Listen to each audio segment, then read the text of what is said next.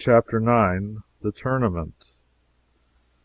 They were always having grand tournaments there at Camelot, and very stirring and picturesque and ridiculous human bullfights they were, too, but just a little wearisome to the practical mind.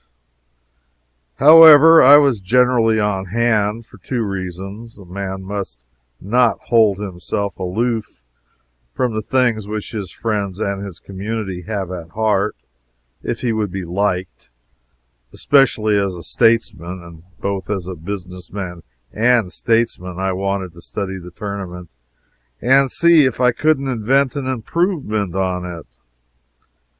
That reminds me to remark in passing that the very first official thing I did in my administration, and it was on the very first day of it, too, was to start a patent office. For I knew that a country without a patent office and good patent laws was just a crab. Couldn't travel any way but sideways or backways. Things ran along, a tournament nearly every week, and now and then the boys used to want me to take a hand. I mean, Sir Lancelot and the rest. But I said I would by and by, no hurry yet, and too much government machinery to oil up and set to rights and start a-going. We had one tournament which was continued from day to day during more than a week, and as many as 500 knights took part in it from first to last. They were weeks gathering. They came on horseback from everywhere, from the very ends of the country, and even from beyond the sea, and many brought ladies, and all brought squires and troops of servants. It was a most gaudy and gorgeous crowd as to costumery, and very characteristic of the country and the time, and the way of high animal spirits, innocent indecencies of language, and happy-hearted indifference to morals. It was fight or look on all day, every day, and sing, gamble, dance, carouse half the night every night. They had a most noble good time. You never saw such people. Those banks of beautiful ladies, shining in their barbaric splendors, would see a knight sprawl from his horse in the lists with a lance shaft the thickness of your ankle clean through him, and the blood spouting, and instead of fainting they would clap their hands and crowd each other for a better view. Only sometimes one would dive into her handkerchief and look ostentatiously broken-hearted, and then you could lay 2 to 1 that there was a scandal there somewhere, and she was afraid the public hadn't found it out. Well, the noise at night would have been annoying to me ordinarily, but I didn't mind it in the present circumstances, because it kept me from hearing the quacks detaching legs and arms from the day's cripples. They ruined an uncommon good old cross-cut saw for me, and broke the sawbuck, too, but I let it pass. And as for my axe, well, I made up my mind that the next time I lent an axe to a surgeon, I would pick my century. I not only watched this tournament from day to day, but detailed an intelligent priest from my Department of Public Morals and Agriculture, and ordered him to report it. For it was my purpose, by and by, when I should have gotten the people along far enough, to start a newspaper. The first thing you want in a new country is a patent office. Then work up your school system, and after that, out with your paper. A newspaper has its faults, and plenty of them, but no matter. It's hark from the tomb for a dead nation, and don't you forget it. You can't resurrect a dead nation without it. There isn't any way. So I wanted to sample things and be finding out what sort of reporter material I might be able to rake together out of the 6th century when I should come to need it. Well, the priest did very well, considering he got in all the details. And that is a good thing in a local item. You see, he had kept books for the undertaker department of his church when he was younger. And there, you know, the money's in the details. The more details, the more swag.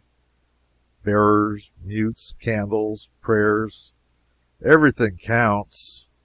And if the bereaved don't buy prayers enough to mark up your candles, with a forked pencil and your bill shows up all right. And he had a good knack of getting in the complimentary thing here and there about a night that was likely to advertise. No, I mean a night that had influence. And he also had a neat gift of exaggeration. For in his time he had kept door for a pious hermit who lived in a sty and worked miracles. Now, of course, this novice's report lacked whoop and crash and lurid description, and therefore wanted the true ring, but its antique wording was quaint and sweet and simple and full of the fragrances and flavors of the time, and these little merits made up in a measure for its more important lacks. Here's an extract from it. Then Sir Brian de les Isles and Gromorson, knights of the castle, encountered with Sir Aglovale, and Sir Tor smote down Sir Gromorson to the earth. Then came Sir Carados of the Dolorous Tower, and Sir Turquine, knights of the castle, and there encountered with them Sir Percival de Gallus and Sir Lamorte de Gallus, that were two brethren, and there encountered Sir Percival with Sir Carados, and neither broke their spears onto their hands, and then Sir Turquine with Sir Lamorach, and neither of them smote down other, horse and all, to the earth, and either parties rescued others and horsed them again, and Sir Arnold and Sir Gater, knights of the castle, encountered were Sir Brandiles and Sir Kay, and these four knights encountered mightily and brake their spears to their hands. Then came Sir Pertolope from the castle, and there encountered with him Sir Lionel, and there Sir Pertolope and the Green Knight smote down Sir Lionel, brother to Sir Launcelot. And all this was marked by noble heralds, who bear him best in their names. Then Sir Bleoberis brake his spear upon Sir Gareth, but of that stroke Sir Bleoberis fell to the earth, and when Sir Galahudin saw that, he bade Sir Gareth keep him, and Sir Gareth smote him to the earth. Then Sir Galahud gave a spear to avenge his brother, and in the same wise Sir Gareth served him, and Sir Dinadane and his brother La Coute Maltail, and Sir Sagramor le Desirous, and Sir Dodinas le Savage, all these bear down with one spear, and King Aswance of Ireland saw Sir Gareth fare so he marveled what he might be, that one time seemed green, and another time at his again coming he seemed blue. And thus at every course that he rode to and fro he changed his color, so that there might neither king nor knight have ready cognizance of him. Then Sir Agwence, the king of Ireland, encountered with Sir Gareth, and there Sir Gareth smote him from his horse and saddle and all. And then came King Carados of Scotland, and Sir Gareth smote him down horse and man, and in the same wise he served King Uriens of the land of Gore. And then there came in Sir Bagdemagus, and Sir Gareth smote him down horse and man to the earth. And Bagdemagus' son Melangus brake a spear upon Sir Gareth mightily and knightly. Then Sir Gerahalt and noble prince cried on high, Knight with the many colors, will hast thou justed? Now make thee ready that I may just with thee. Sir Gareth heard him, and he got his great spear, and so they encountered. together, and there the prince brake his spear, but Sir Gareth smote him upon the left side of the helm, that he reeled here and there, and he had fallen down, and not his men recovered him. Truly, said King Arthur, that knight with the many colors is a good knight. Wherefore the king called unto Sir Launcelot, and prayed him to an encounter with that knight. Sir, said Launcelot, I may as well find in my heart for to forbear him at this time, for he hath had travail enough this day. And when a good knight doth so well upon some day, it is no good knight's part to let him of his worship, and namely, when he seeth the knight hath done so great labor. For peradventure, sir, said Sir Launcelot, his quarrel is here this day, and peradventure he is best beloved with this lady of all that be here. For I see he painteth himself, and enforceth him to do great deeds, and therefore, said Sir Launcelot, as for me, this day he shall have the honor, though it lay in my power to put him from it, I would not. There was an unpleasant little episode that day, which for reasons of state I struck out of my priest's report. You will have noticed that Gary was doing some great fighting in the engagement. When I say Gary, I mean Sir Gareth. Gary was my private pet name for him. It suggests that I had deep affection for him, and that was the case.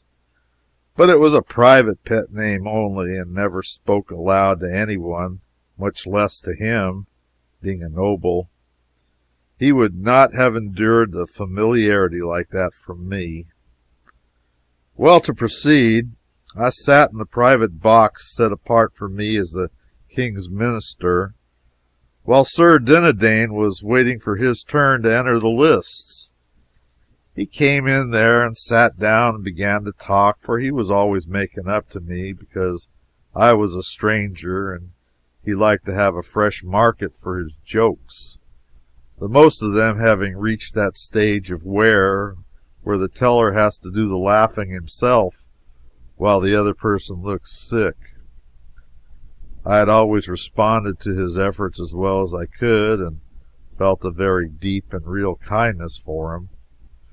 For that reason, that if by malice of fate he knew the one particular anecdote which I had heard oftenest and had most hated and loathed all my life, he had at least spared it me. It was one which I had heard attributed to every humorous person who had ever stood on American soil, from Columbus down to Artemus Ward. It was about a humorous lecturer who flooded an ignorant audience with the killingest jokes for an hour and never got a laugh. And then when he was leaving, some gray simpletons wrung him gratefully by the hand and said it had been the funniest thing they had ever heard, and it was all they could do to keep from laughing right out loud in the meeting. That anecdote never saw the day it was worth the telling, and yet I sat under the telling of it hundreds and thousands and millions and billions of times, and cried and cursed all the way through.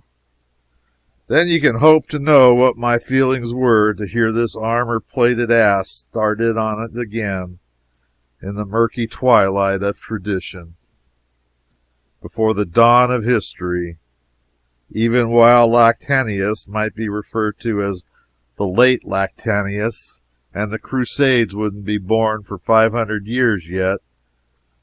Just as he finished, the call-boy came, so he hawed like a demon, went rattling and clanking out like a crate of loose castings, and I knew nothing more. It was some minutes before I came to, and then I opened my eyes just in time to see Sir Gareth fetch him an awful welt, and I unconsciously out with the prayer, I hope to gracious he's killed.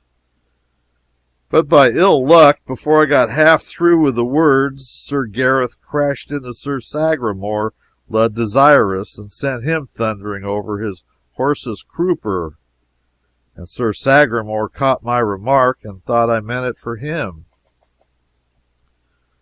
Well, whenever one of those people's got a thing into his head, there's no getting it out again. I knew that. So I saved my breath and offered no explanations, and as soon as Sir Sagramor got well, he notified me that there was a little account to settle between us, and he named a day 3 or 4 years in the future, place of settlement, the lists, where the offense had been given. I said I would be ready when he got back. You see, he was going for the Holy Grail. The boys all took a flyer at the Holy Grail now and then. It was a several years' cruise. They always put in the long absence, snooping around in the most conscientious way, though none of them had any idea where the Holy Grail really was, and I don't think any of them actually expected to find it, or would have known what to do with it if they had run across it. You see, it was just the Northwest Passage of that day, as you may say. That was all. Every year, expeditions went out Holy Grailing, and next year, relief expeditions went out to hunt for them. There was worlds of reputation in it, but no money. Why, they actually wanted me to put in. Well, I should smile.